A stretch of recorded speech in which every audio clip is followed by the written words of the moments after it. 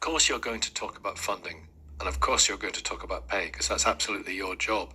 What about what Diana Johnson has addressed this week, the policing minister who's going to be with us long, when she is talking about retail crime? What can the government do? Are they doing enough? Are the police doing enough? Yeah, I mean, retail crime is one of many crimes that is on the increase, and you've spoken about knife crime also. But again, I say we need to work with all of the stakeholders to try and find solutions to prevent retail crime. The police are brought in after the crime has been committed, unfortunately. So we need to look at the start of that process. And when we have a retail crime... Is that always the case, that the police are brought in after the crime has been committed? I mean... Well, no. The police are brought in when, but sometimes and quite often before crime is committed. And this is when I talk about neighbourhood policing, when I talk about proactive policing, we are brought in before crimes are committed, when they're bubbling. But when it comes to retail crime, as it's called within the service, a simple shoplifter. It's not a simple crime, because what you're actually finding is, for the damage that is done for that retail outlet, which costs hundreds of thousands of pounds if it continues going on, we're also spending a lot of time for a police officer that is taken off of the streets to investigate that crime, to get it through the justice system, and then the people involved. We've got victims, we've got police officers, we've got witnesses. We need to look at the start of the process and what is the problem? Why are people shoplifting? What can we do to prevent the shoplifting? And what are we going to do should shoplifting occur? Why are it's people not just shoplifting? down to policing. Okay, well, let's take one strand. Say, I mean, there's organised crime in it as well, and there's also Absolutely. people who cross a moral line but are desperate. There's also feeding and funding a drug habit as well. So the latter, we find out that that's the reason. We'll take it from there.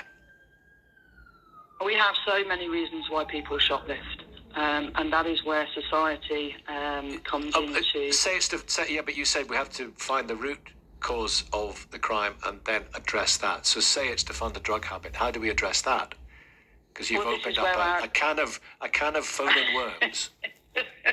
Absolutely. Well, this is where how do we support people that have addiction? How do we educate them? How do we support them to know that a life of crime is not the right way? And when I say we, it's the royal we, in terms of getting into children, getting into groups that have addiction, that are on the streets, and we all have a part to play in this. And it's about education, it's about support, and it's about direction. Yeah, there's also a thing that I can pick up because of my telepathic powers from our listeners. Some of our listeners will be saying, oh, but, all of a sudden you're making the perpetrators into victims. No, I'm not making them into victims, because, and this is where it comes down to where I talk about direction. People have a choice at the end of the day, ultimately. And for us within the police service, once the crime is committed, then unfortunately, the law is the law. We don't make the law. We have to follow the process. And ultimately, those people who are the perpetrators have to go down a particular route. But this is what I'm saying. There's an overarching, wider issue that needs to be looked at. From our perspective of the Police Federation supporting and representing the police officers out there, it's that political football of what is our priority of the day. Is it retail crime this month? Next month it'll be something else. And then in a couple of months it'll be something else. And with all of these priorities, when you have so many priorities, nothing becomes a priority. We heard that earlier on from our brilliant caller who kicked us off, Jim. You'll want to listen to Georgina in Northampton. Georgina, we all want to listen to you. What would you like